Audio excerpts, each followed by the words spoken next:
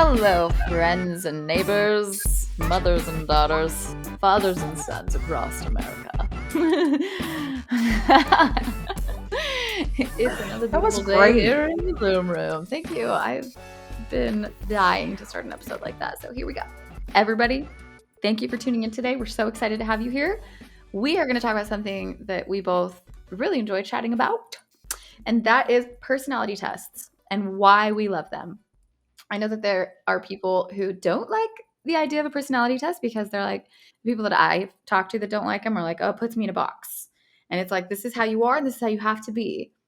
I disagree, but I understand that mentality. And so we want to talk about the benefit as a business owner, as somebody in a relationship, as somebody who just wants to get to know themselves better, of sinking your teeth in a little bit into personality tests. And we have three that we're going to just briefly talk about. Um, we each have our favorites. My personal favorite is the Enneagram. And Lauren, yours is Myers Briggs. Yes, Meyers Briggs. Mm-hmm. And then another honorable mention that we're trying to throw into the mix here is the Strengths Finder. Really, really cool. All of these are extremely helpful to include and incorporate in the workplace because, so this is one of the reasons that we love personality tests. And we have had everybody in our Atlas community, not the community, but on the team, take the Myers Briggs and the Enneagram because it helps you understand people's motivations better. Yeah. And as somebody in management or a business owner, if you understand good communication, like how to communicate with a certain personality, how they're going to best receive criticism and praise, and maybe if they're more the creative type, or they're the more go out and make shit happen type, or they're the more introspective type and need to sit and just like have busy work, you can figure all that out with a personality test. Well, not all of it, but you can really get a more of a handle on it, at least with personality tests. So And also too, they help you because like a lot of people do have the idea that like they just put you in a box and you're like, oh, that's what I am. How I'm supposed to be. What's supposed to happen? It's like no, actually,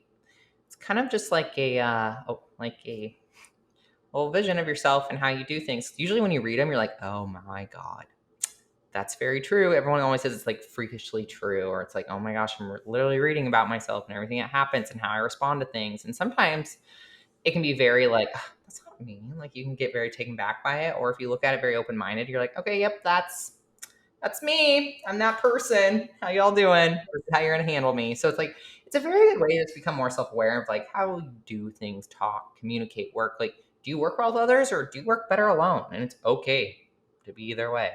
Or do you respond to criticism well, or do you take it like somebody is just tearing you apart from the inside out? Like, how do you handle things?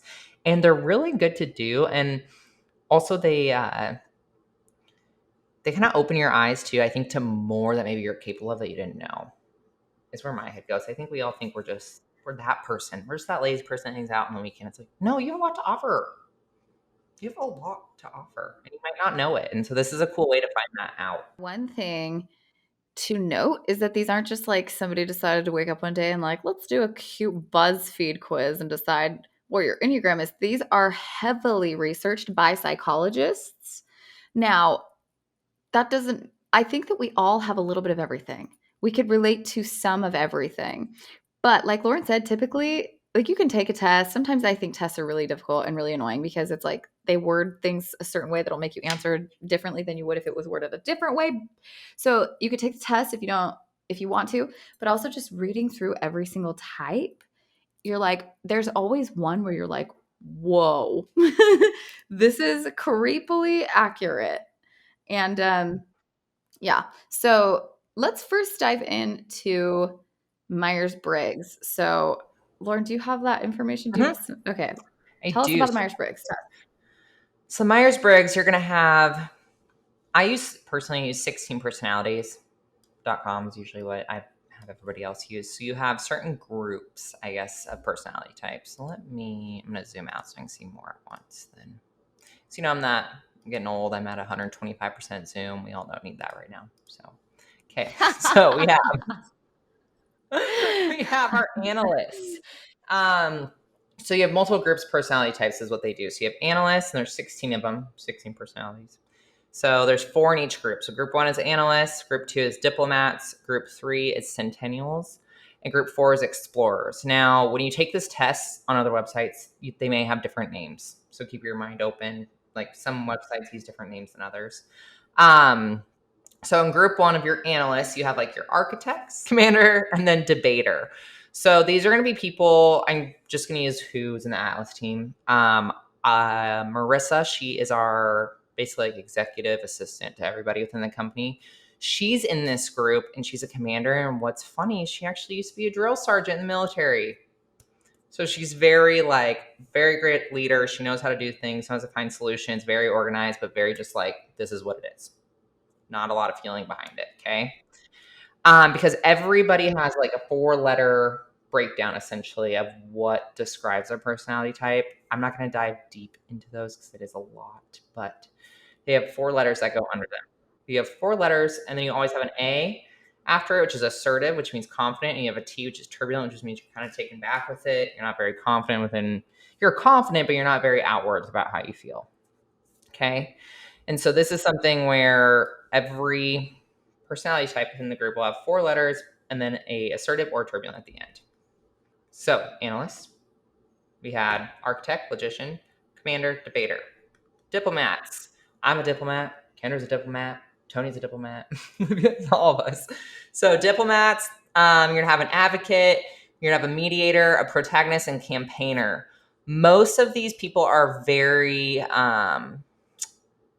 they like to, how do I want to say it? They're big on wanting to like help, and they're usually very philosophical, or they want to lead, or they want to mesmerize people and help others, and they're just very, very outwards, yet they feel everything very, very, very, very deep. So they want to help outwards, but they definitely feel quite a bit. Then you have centennials. It's going to be a logistician, defender, executive, and consul. This is going to be a lot of your people who nurses, teachers, managers. This could be administrators of some sort, or people who are always just like, I'll do whatever you need. Let me help you. Like that one person. It's like, if you need it, I'll do it. Yeah, just tell me. Like I'm there. Doesn't matter. I will do everything you need. So those are your centennials. And then your last group is your explorers.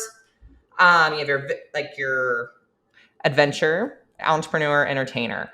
So these are going to be your people who are very artistic. So something that's like good at some sort of craft or tool, or your entrepreneur, your entertainers, like we said, adventurous. So somebody who's very like, I can do anything. I'm very flexible. I'm going to run with it, do it. This is how I'm feeling. This is what I want to do. Very flexible. So everybody kind of falls into a category. They all may seem different, yet everyone has somebody that they pair with really, really well.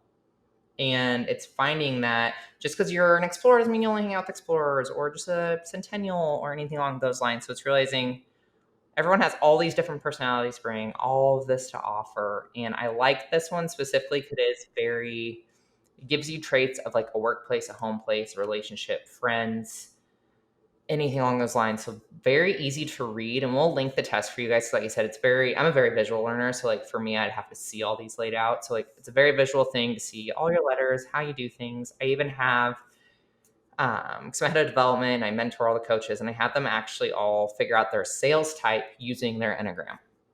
Or not their Enneagram, it's using their Meyers Briggs. So it says, if you're this type of Meyers Briggs, this is how you sell, and this is how you'll do best. Run with it. And so it's like, it's very beneficial, very, very beneficial. Yeah, I also love the Myers Briggs because it does give you, like you said, the breakdown. Like if you're in a romantic relationship with this personality, this is something to think. But these are some things to think about approaching conflict. It talks about what motivates them, what demotivates them. I'm second guessing myself. Is demotivate a word? Oh, I feel you. Reading some of these, I'm like, explorers, we don't have many in our circle, I feel like, which is funny because entrepreneurs in there. Hmm. I know. Well, that's the thing too, is like you can't, it doesn't mean that you are in a box. Like you can relate to all of it. And I personally believe that the goal is to be able to emulate every quality of a human, you know? And some of us naturally gravitate towards some of us and away from others. And, whatever. That's my opinion. But that's like a whole different ballgame. We won't even go there. Farther than that, we're just gonna leave that one right where I said it. Okay, so the Enneagram is really fascinating. The reason that I love it the most is because it does. I mean, it's definitely more of like feeling like it.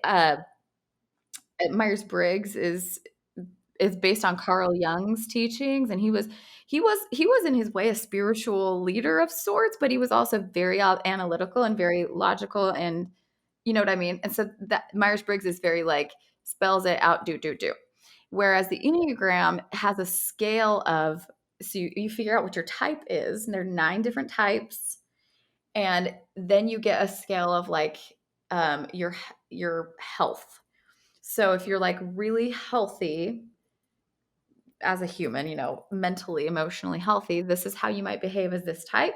If you are not as healthy, you might behave as this way in the type. So it focuses on capitalizing on your strengths and understanding your weaknesses and why. And it also, there's a big one of the big underlying things, or not underlying, but one of the big motivating things in an Enneagram, like what makes you your type, is based on childhood experiences and how they've affected you and molded you into who you are now. So it is very much so about like emotions and your motivations and how you handle your emotions and all that jazz. Which is, of course, I love that. You know what I mean? Like, let's Yes. talk about everything. Tell me about all of your deepest, darkest feelings. But just to go through, give you a little introduction to the Enneagram. There's 9 types, like I said, and you also have a wing, which is going to be everything is set up in a circular chart. So your wing will always be one of the well, no, your wing is going to be the one right before yours or right afterwards. So as a 9, I'm either going to be a 9 wing 8 or a 9 wing 1 because there's only 9, right? So we go back to 1. And Lauren is an 8. You're either going to be an 8 wing 7 or an 8 wing 9. And your wing is basically like your secondary type. It affects and influences the way that your 8ness manifests or your 9ness manifests. So I'll get back into that in a little bit. But and then there's also like strengths. So when you're in strength and you're acting in strength, then you're going to mirror your opposite, one of your opposite numbers. And also same with when you're in stress. So I'll get more to that in just a moment. It's fascinating though, isn't it? Already I'm like, oh, let's like nerd out about it. I So know. type 1 is called the reformer. They're very principled, very purposeful, very self-controlled and contained, and very perfectionistic. So they're very idealistic. Okay. Type 2 is the helper. These people are very generous, very demonstrative, people pleasing, possessive. They're very like cozy, take care of people, caretakers type of people. 3s are called the achiever. They're very adaptable, very much so the excelling type, and driven and image conscious as well. So they love the accolades and the awards and all that, the long, hefty resume. Type 4s are called the individualists. They're very expressive. They're very dramatic and self-absorbed and temperamental. These are like your classic artists, right? Where they're like, nobody understands me. I'm so different. And I just need to write about and sing about and paint about all my feelings. And that's type 4, right? I mean, they're not all heavy and dark, right? But anyway, type 5 is called the investigator. So they're very perceptive, innovative, secretive, isolated. These are the very cerebral types, right? That love to like learn and research and analyze and all that jazz. Type 6 is the loyalist. Very engaging, very responsible, can be anxious and also suspicious. These are the people that are just like very tied to ideas and people, very loyal to ideas and people, and will do anything to defend those. And yeah, anyway, type 7 is called the enthusiast. These are the adventure types. Okay, they're very spontaneous. They're very versatile. They can be very scattered and very non-committal. And then type 8 is the challenger. They're the self-confident type, very decisive, easy to make decisions, very strong-willed, and can be confrontational because they're like, I'm like, Lauren, this can be you. I So know. there's, as It's you've fine. seen, there's like positive and negatives, right? Just like with anything else, like capitalize on the strengths, understand maybe where the strengths can move into a place that's less helpful. You know what I mean? And also they can move it in the aggressive way or in the passive aggressive way. Anyway, then the type 9 is called the peacemaker. very receptive, very reassuring, complacent, and resigned. Can be those things, and also can nines are very known to be like asleep to themselves, like classic people pleasers, where they're so concerned with making peace and keeping peace that they will disregard what their needs are and everything. So then they just lose themselves, right? So that's definitely a nine trait. I know a lot about nines because I am one. Lauren is an eight. So back to the wing type, which will be one of the two side ones. I already mentioned a little bit about that, so I'll kind of leave that. Um, and then, yeah, so for I'll just speak to nines just because I can more easily.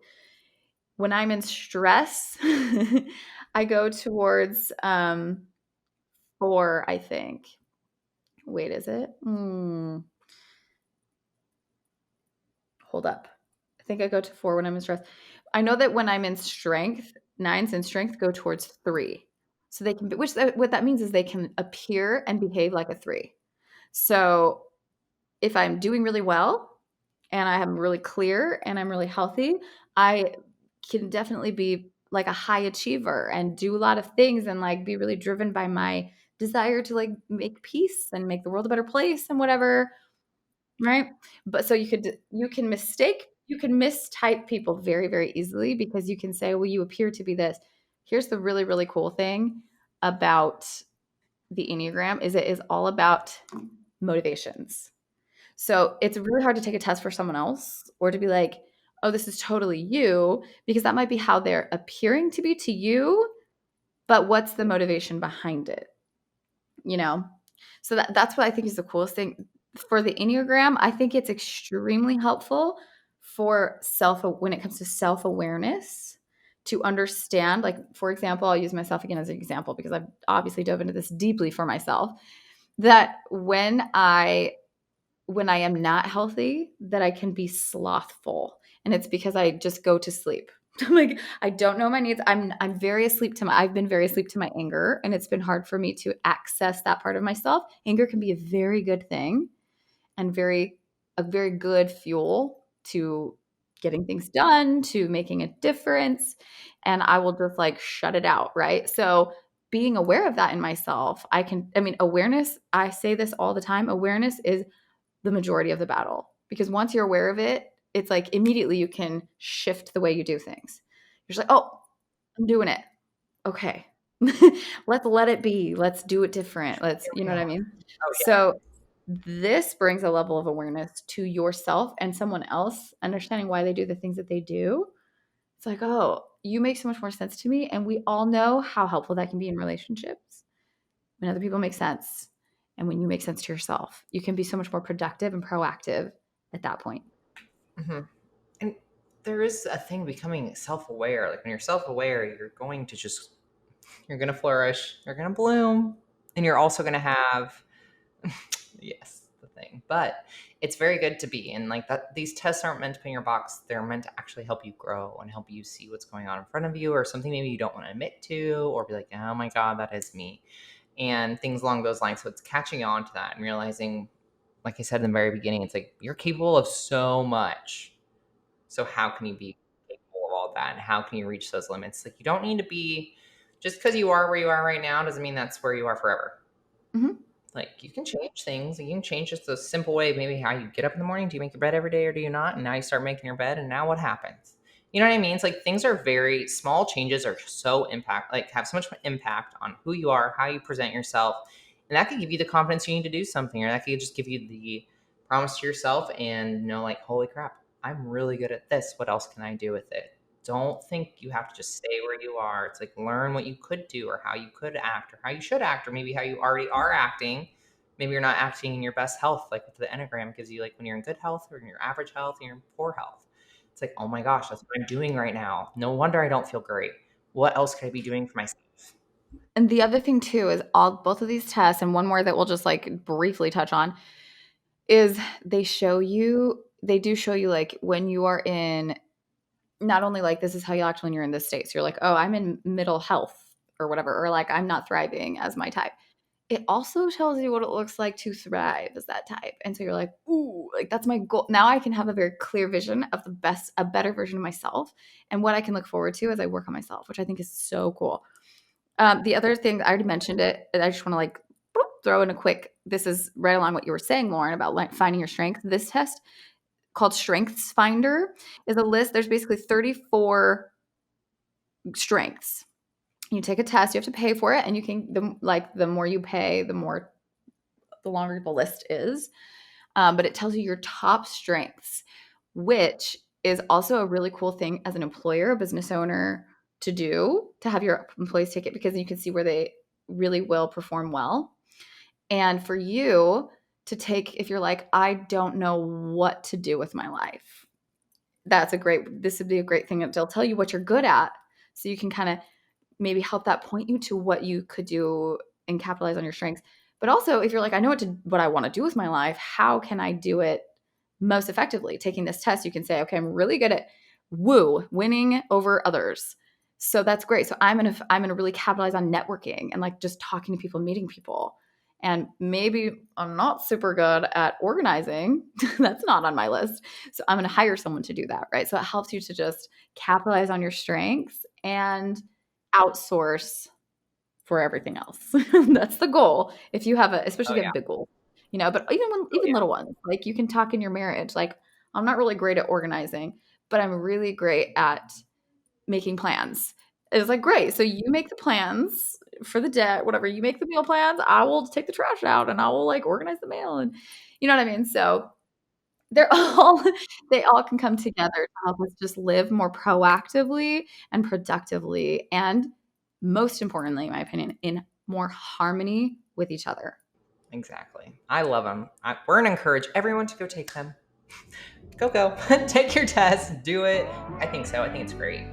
And share your results with us. Give us a message on our podcast or on our Instagram, the.bloom.podcast. Take the test. We'll link the tests in the show notes, and then reach out to us, send us a message, and tell us what your results were.